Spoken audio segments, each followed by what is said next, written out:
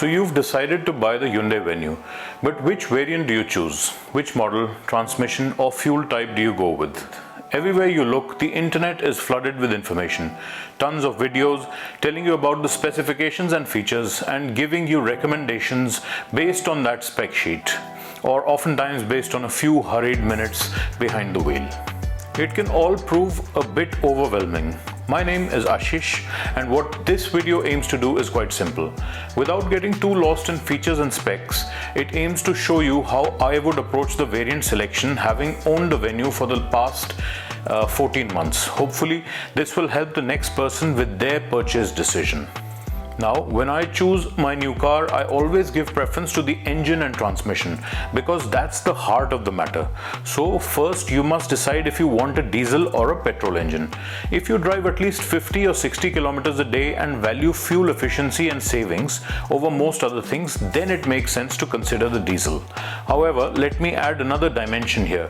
If you live in the NCT region, then nowadays diesels are looking less and less attractive. Straight off, compared to a petrol vehicle, you will lose 5 years of usable life. So even if you keep it for 6 to 7 years, when the time comes to sell, the remaining number of years to the 10-year mark will have a bearing on its resale value. I'd say give this a hard rethink and stick to petrol models unless you have really high mileage requirements. Well, if you choose diesel, with your Venue, your transmission choice is made. It will be a manual as there is no automatic option. However, if you choose to go petrol, you will have 2 engine options and 3 transmission types. Now, in terms of engines, I would really only recommend the 1.2 if the budget simply does not allow you to stretch to the 1.0 turbo. The difference in performance is night and day. Every time you will drive the turbo petrol, it will bring a smile to your face. If you're having to consider the 1.2, I would say have a rethink in terms of getting a different vehicle altogether, perhaps an i20. That will give you more bang for your buck in terms of features at similar prices and better performance because of the slightly lighter curb weight. Now again, if you've chosen the 1.2, your transmission choice is made. It only comes with the manual.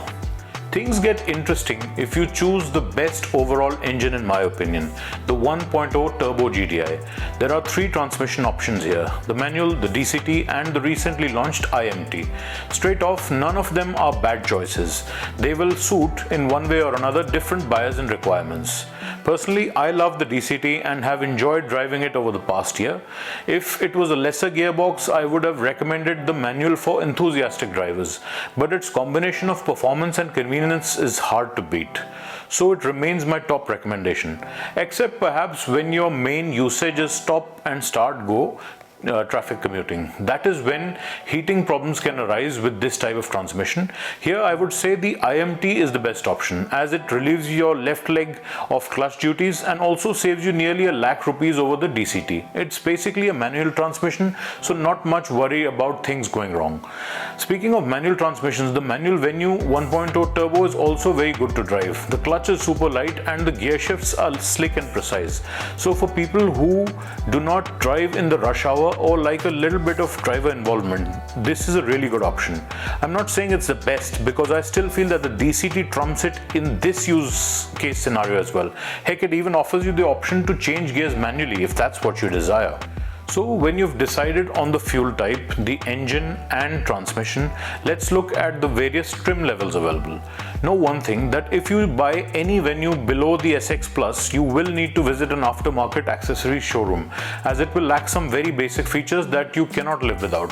Prime example, a burglar alarm that only the SX and above models get. Let's first look at the standard equipment you get with all the models. So these features are common to all variants, including the base E.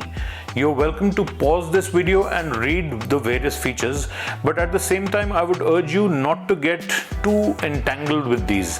We need to keep our focus on the big picture here. To be fair, a lot of these things are mandated by the government, so things like driver and passenger airbags and ABS are now mandatory on all cars.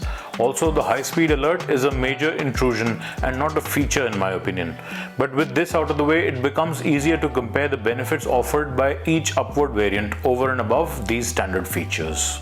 So let's start with the diesel and 1.2 petrol engines, because then there's only one transmission option, and that is the manual. So the additional features with the S model instead of the E model with either the diesel or 1.2 petrol engine are as follows. For a price increase of between 70 to 90k, you get some very basic things here that you should not have to do without. Things like a foldable key, body-colored wing mirrors, rear AC vents, and steering wheel audio controls are almost a given nowadays, and some of these will not be easy to retrofit afterwards.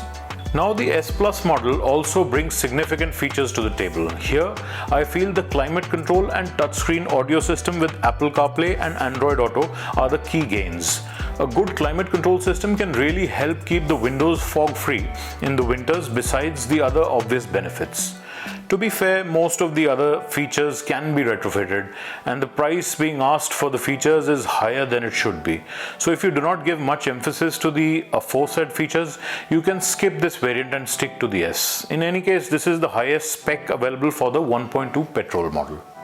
Now, if you've chosen the diesel, the SX model brings mostly luxury features such as alloy wheels, sunroof and cruise control to the table. So it's more of a feel-good model in this case. The price increase of 99,000 is more justified in this case. Here it's purely down to personal choice and circumstances. And finally, the top SXO trim brings some crucial safety features that I have long argued should be made available to lower variants. Also, some practicality related features like split folding seats and the rear wiper washer. Once again, the price hike is significant, so choose this variant if you do not want to compromise with safety, as it should be really.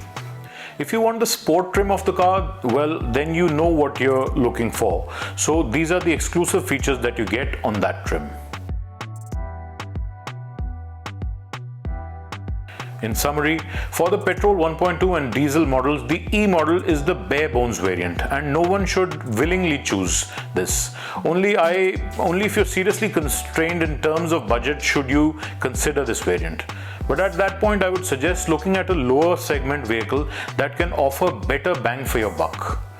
The S variant covers the basic necessities and is the minimum spec you should choose, as things like steering wheel audio controls and rear AC vents will be difficult to retrofit but are almost necessary nowadays. However, if you can stretch to the next variant in the lineup here, you will get a lot of now necessary and feel-good features.